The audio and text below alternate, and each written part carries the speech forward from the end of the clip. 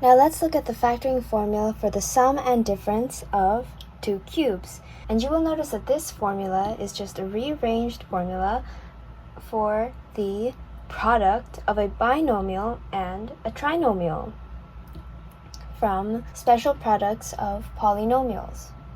So in factoring the sum and difference of two cubes, we would need to get the cube root of x cubed and the cube root of y cubed. Through this, we will be able to write these brackets. So let's use an example. So in our example, we have 343 plus a cubed. Okay? So we need to find the cube root of 340a to be able to write our x, and we need to find the cube root of a cubed to find our y. So the cube root of 343 is 7, because that's 7 times 7 times 7. And then the cube root of a cubed is simply a. So now that we know what our equivalent of x is, we know what our equivalent of y is, we can write the first bracket, which is 7 plus a. Now for this next bracket, we will need x squared, and we already have x and y, but we will also need y squared. So in order to get x squared, we will just need to square 7. So 7 squared is equal to 49. A squared is equal to just a squared. Okay, so we can use these values to write the second bracket. Okay, so 49 squared minus, and so our x value is 7, our y value is equal to a, so 7 multiplied by a is just 7a, plus, take our a squared here, and there you go. So we just factorize 343 plus a cubed into open bracket 7 plus a, close bracket, open bracket, 49. Oh, that squared could not be there. Sorry about that. Okay, and we've successfully factorized the sum and difference of two cubes. 343 plus a cubed is equal to open bracket 7 plus a, close bracket, open bracket 49 minus 7a plus a squared. So let's look at an example with an x cubed value minus a y cubed value. So in our second example, let's use 125 minus c cubed. So to write out the first bracket, we know that we will need to find the cube roots of 125 and the cube root of c cubed. So let's do that. So the cube root of 125 is equal to 5, and the cube root of c cubed cancel each other out, so it's just c. So we can use these values to write the first bracket. 5 minus c. Okay? Now once again, for the second bracket, we will need the squared values of 5 and the square of c. So 5 squared is just 5 times 5, which is 25. And then c squared is just c squared. So returning to the second bracket, we can write it as 25 plus, and then 5 multiplied by c, which is 5c. 25 plus 5c plus c squared. And so we have successfully factorized the sum and difference of two cubes of 125 minus c cubed. Now you may be wondering, how would you be able to remember this? And so my biggest recommendation is just practice, studying and practice. And for practice materials, I really recommend Khan Academy, because they have a lot of content as well as a lot of practice tests that you can take that will test your understanding of the content to get you more familiar with these formulas. I will be explaining factoring a perfect square trinomial, which is usually written in this format: x squared plus 2xy plus y squared is equal to x plus y squared, in brackets.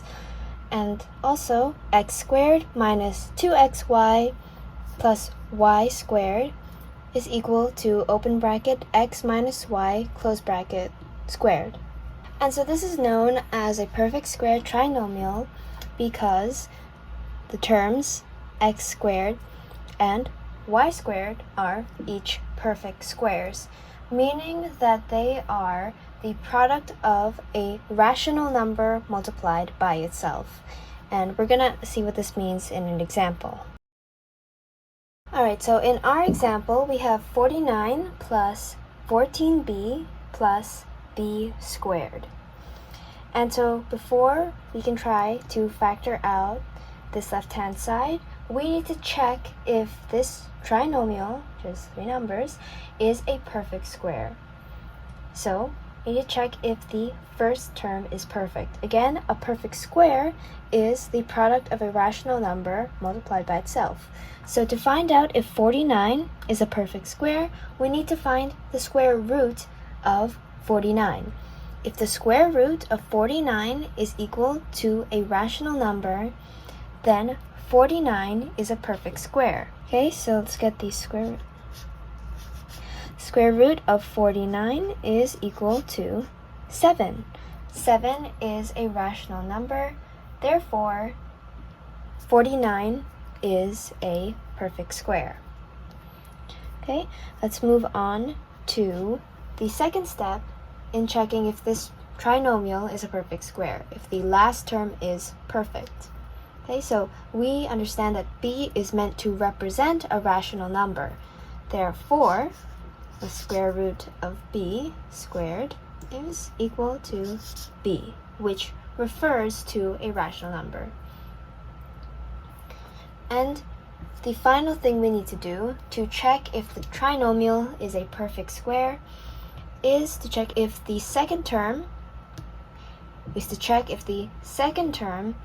is equal to the square root of the first term multiplied by the square root of the last term multiplied by 2.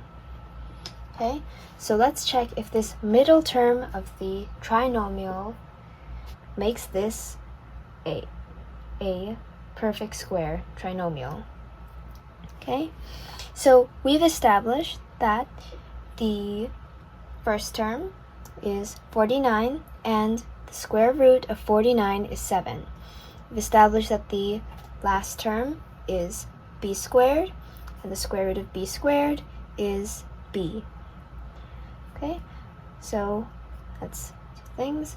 And the middle term of the trinomial is the square root of the first term multiplied by the square root of the last term multiplied by 2. Okay, so 2 times 7, the square root of the first term, times b.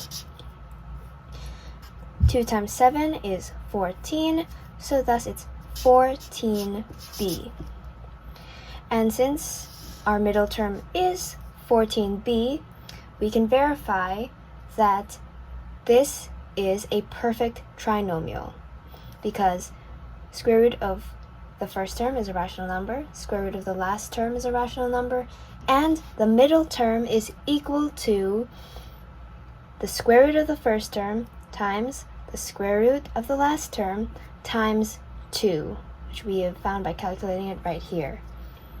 Now that we know for sure that this is a perfect square trinomial, we can factor it in this form of brackets. Okay? So we know that in our example, our x squared is our 49.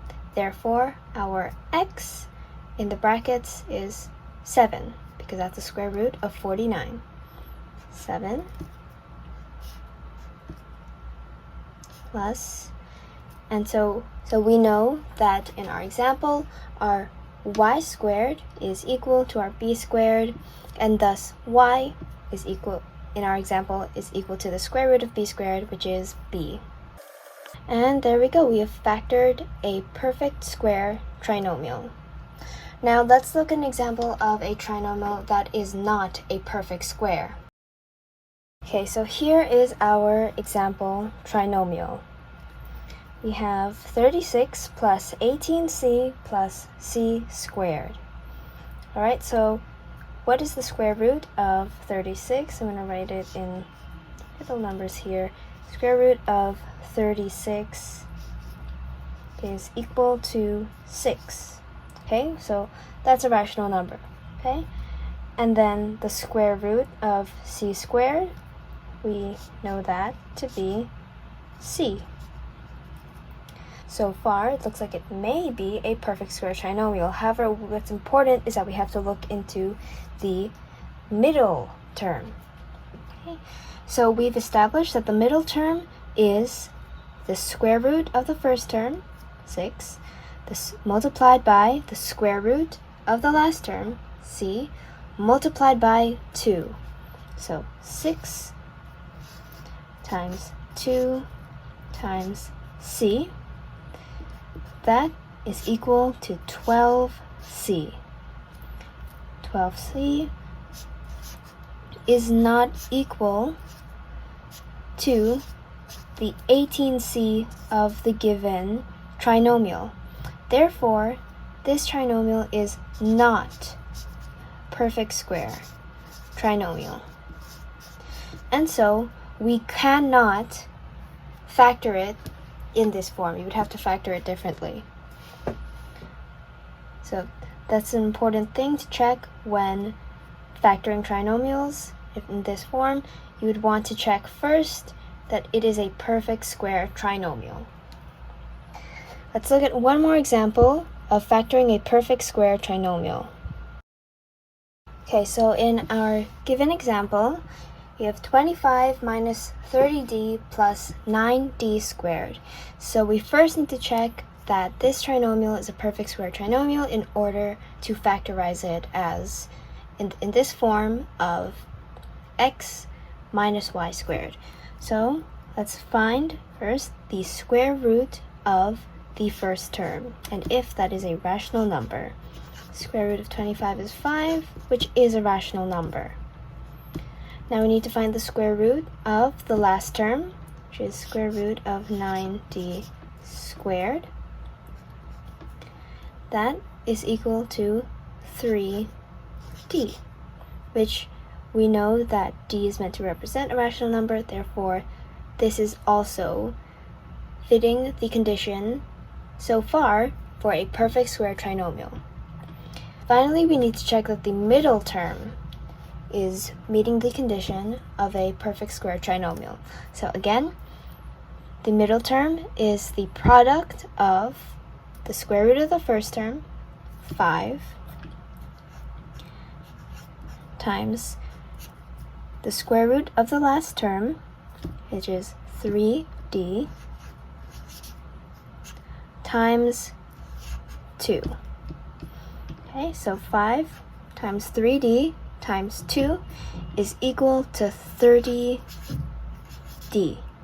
which is equal to our middle term here.